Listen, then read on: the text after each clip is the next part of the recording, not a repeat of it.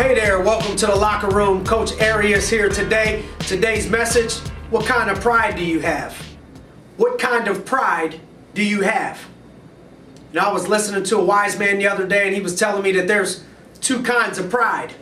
There's the pride that you hear that comes before the fall, and then there's pride that you hear when there's a team of 50 players running out of a locker room and getting ready to protect their home turf because they play good on their home field, and they break it down on pride. We're going to have pride in what it is that we do. Or you tell a student, you tell your child working on this art project or working on their homework, have some pride in your work. Have some pride in your work. So there's two different kinds of pride. There's pride that comes before the fall. There's pride that causes a person to lack humility. It's almost arrogance. So there's a bad type of pride that gives you arrogance and causes you to lack humility.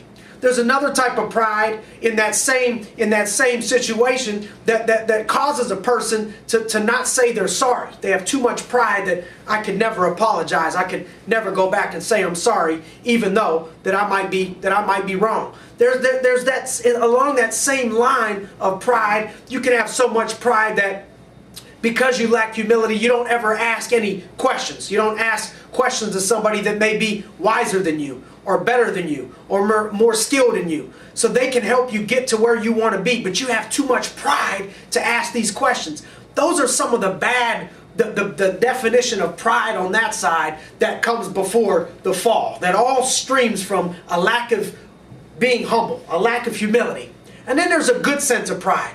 A sense of pride that causes you to want to compete, that causes you to want to have respect for what it is that you're doing, to want to protect your home turf or protect your family, or this sense of allegiance. I have pride in my last name, or I have pride in my family tree. I have pride in my team, in our home turf. I have pride in my homework assignment. I take pride in being a parent. I take pride in being a son. I take pride in being a husband. I take pride in doing my business the right way. I'm proud of those things. And that's a healthy, humble sense of pride.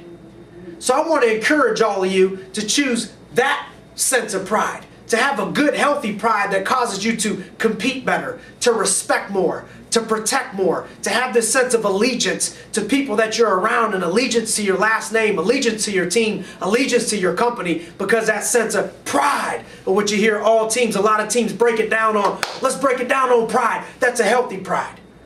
Let's stay away from the negative pride that causes us to lack humility, and that pride that comes before the fall.